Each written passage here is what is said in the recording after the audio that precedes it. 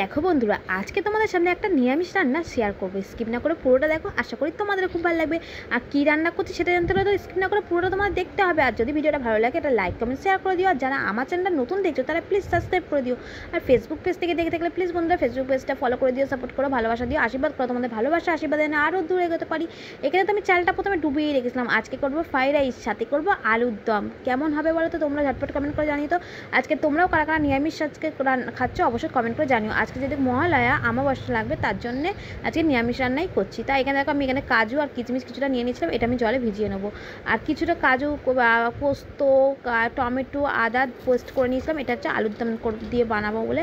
তার জন্য দেখো এখানে কড়াইয়ের মধ্যে তেলটা একদম অল্প পরিমাণেই কিন্তু তেল দিয়েছিলাম। দেখো কড়াইতে তেলটা গরম হতেই এখানে আমি একটু মৌরি, জিরে, গোটা গরম মশলা, তেজপাতা, শুকনো লঙ্কা সমস্ত কিছু ফোড়ন দিয়ে আমি লাল লাল করে ভেজে নিচ্ছিলাম। আর এটা ভাজার পর আমি যে পেস্ট করা মশলাটা আমি আগে আলুগুলোকে ভেজে নেবো, কারণ আলুগুলোকে সিদ্ধ করেছিলাম যদিও। আর একটুখানি লবণ দিয়ে দিচ্ছি, দিয়ে সাথে মতো লবণ দিয়ে লাল লাল করে আগে আলুগুলো ভেজে নিয়ে তারপর যে মশলাটা আমি পেস্ট করেছিলাম সেটা দিয়ে ভালো করে কষিয়ে নেবো। তা তোমরা কে কেমন করে আলুর দম করো অবশ্যই ঝটপট কমেন্ট করে জানিও বন্ধুরা। আর আমি যেমন পারি সেটা আমি তোমাদের সাথে শেয়ার করলাম। আর আমি ঠিকঠাক করছি কিনা এটাও কিন্তু অবশ্যই কমেন্ট করে জানিও। দেখো মশলাটা দিয়ে দিয়েছি, দিয়ে ভালো করে কিন্তু আমি এখানে কষিয়ে নিচ্ছি। নিয়ে আর এখানে একটু দেখে নিচ্ছিলাম যে আলুটা সিদ্ধ হয়েছে কিনা। দেখলাম না, আলুটা তো একটু সিদ্ধ হবে, বাকি আছে।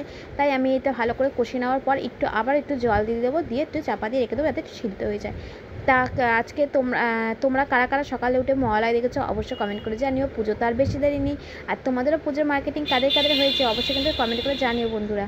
আর এই দেখো আজকে ছুটির দিন, আর ছুটির দিনে এইরকম ধরনের খাবার খেতে কিন্তু প্রচণ্ড ভালো লাগে। তোমাদের কাদের ফেভারিট বলো তো? আলুর দম আর সাথে ফ্রাইড রাইস। এই দেখো তোমাদের সাথে গল্প করতে করতে কিন্তু আলুর দমটা আমার রেডিও হয়ে গেছে। আর এত সুন্দর হয়েছিল, আমি না একটু ঘিও দিয়েছিলাম, এত সুন্দর কি বলবো, একটা স্মেল আসছিলো। আর এখানে তারপর কড়ার মধ্যে দেখো আমি ফ্রাইড রাইসের জন্য চালটা আমি আগে থেকে বসিয়ে দিয়েছিলাম ভিজিয়ে রাখার পর। দেখো তারপর আমি এখানে গাজরের কিন্তু এখানে আমি একটু ঘি আর সাদা তেল আগে গরম করে নিয়ে তারপর তেজপাতা, গোটা গরম মশলা ফোড়ন দিয়ে তারপর আমি এখানে গাজরগুলোকে ভেজে নিয়েছিলাম। তারপর দিয়েছিলাম কাজু কিচমিচগুলো ভেজে নিয়ে তারপর ভাতগুলোকে আমি এখানে দিয়ে দিয়েছিলাম।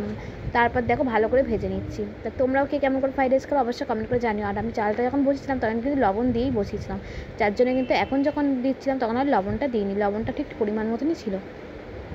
তা আমি ফ্রাইড রাইসে ঠিকঠাক করতে পারলাম কিনা এটাও কিন্তু ঝটপট কমেন্ট করে জানিও। আর আমার ছেলে কিন্তু প্রচণ্ড ভালোবাসে ফ্রাইড রাইস, এই ধরনের খাবারগুলো খেতে। তাই আজকে অনেক দিন পরে কিন্তু আবার বানালাম ফ্রাইড রাইসটা।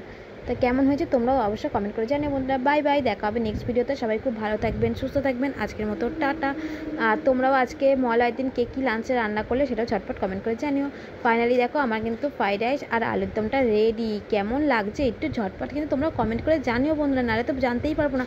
আর তোমরা আমার ভিডিও কারা কোথা থেকে দেখছো এটাও কিন্তু কমেন্ট করে জানিও। বাই বাই, দেখা হবে নেক্সট ভিডিওতে, দেখা হবে।